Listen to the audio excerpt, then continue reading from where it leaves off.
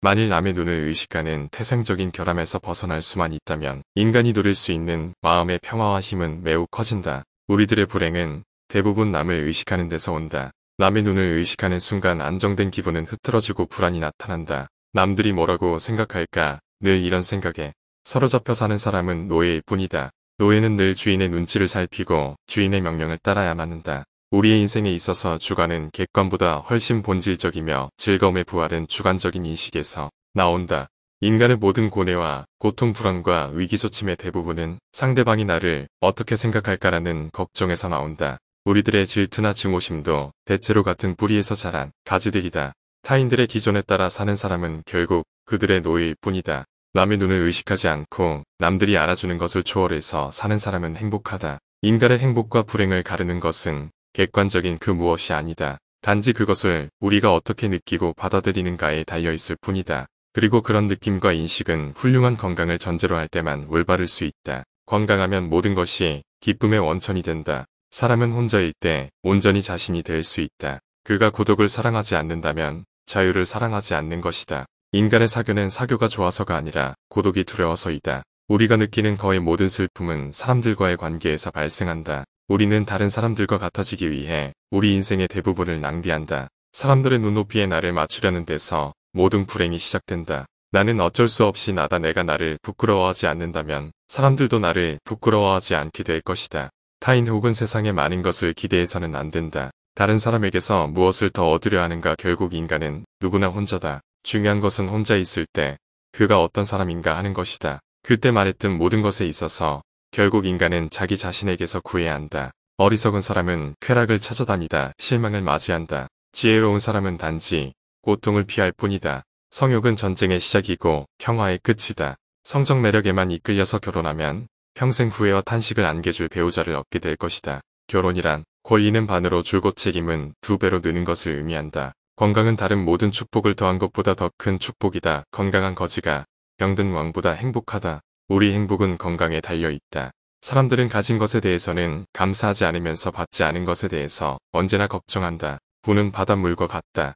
많이 마실수록 갈증이 커진다. 평범한 사람은 시간을 어떻게 보낼지 생각하고 유능한 사람은 시간을 어떻게 활용할지 생각한다. 사람은 사소한 것에서 그리고 방심하는 곳에서 자신의 인격을 가장 잘 드러난다. 많은 누군가 당신에게 거짓말을 하고 있다는 의심이 생기면 마치 그가 아는 모든 말을 다 믿는 것처럼 행동하라. 그러면 그는 거짓말을 계속할 연기가 생기고 자신의 주장을 더 강하게 펼칠 것이며 결국에는 무심결에 자신이 본색을 드러낼 것이다. 한번 신뢰를 깨뜨린 사람은 영원히 신뢰를 잃는다. 믿음은 사랑과 같다.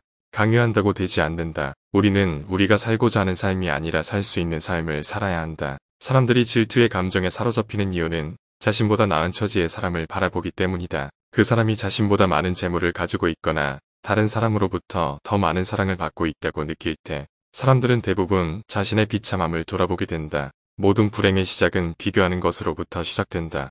남들과 비교하지 말고 그대 자신의 삶을 누려라. 불쾌한 일을 무시하고 과소평가하는 것은 행복을 위한 훌륭한 처사법이다. 물고기에게는 물속에 새는 공중이 두더지에게는 땅속이 행복한 것처럼 자기에게 적합한 분위기만이 행복을 주는 것이다. 자기 마음의 움직임에 따라 행복과 불행은 서로 위치를 바꾼다. 이미 바꿀 수 없는 불행한 과거는 되도록 빨리 잊자. 오히려 우리는 그것을 디딤돌로 삼아 더 멀리 가자. 언제 닥칠지 모르는 사건 때문에 마음의 평화를 잃는 일은 없어야 한다. 이를테면 우리는 불행한 일이 절대로 일어나지 않을 것이라거나 적어도 지금 당장은 일어나지 않을 것이라고 생각할 필요가 있다. 우리 인생은 마치 커다란 모자이크와 같아서 가까이 있으면 제대로 알아볼 수가 없다. 그것이 얼마나 아름다운지를 알려면 멀리 떨어져서 봐야 한다. 고독은 뛰어난 정신을 지닌 자의 운명이다. 행복론의 변함없는 진리는 사람이 소유나 명성보다 존재 자체가 훨씬 중요하다는 사실이다. 뭔가 나쁜 일이 일어났을 때에는 그런 일이 일어나지 않을 수 있었을 텐데라는 나약한 생각에 사로잡히지 말라.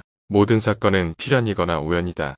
원인을 알지 못하는 것은 단지 우연인 것이다. 최상의 보물은 명랑한 표정과 쾌활한 마음이다. 인간은 누구나 홀로 있지 않을 수 없다. 결국 인간의 행복은 얼마나 홀로 잘 견딜 수 있는가에 달려있다. 삶이 어떤 것으로 다가오는가 하는 문제는 전적으로 그 사람의 기본에 따라 달라진다. 젊고 아름답고 부유한 사람이라고 해도 그 사람이 진정으로 행복한지 아닌지는 판단할 수 없다. 행복은 결코 객관적인 사실 속에 존재하는 것이 아니기 때문이다. 행복한 인생을 만드는 것은 전적으로 나에게 달려 있다. 똑같은 태양도 좋을 때에는 온몸을 따스하게 녹여주는 고마운 존재지만 더운 여름에는 귀찮고 성가신 존재로 바뀌어버린다. 청년기에는 주관이 지배하고 노년기에는 사색이 지배한다. 다시 말하면 청년기는 작가로서 알맞은 시기여 노년기는 철학에 적합한 시기다.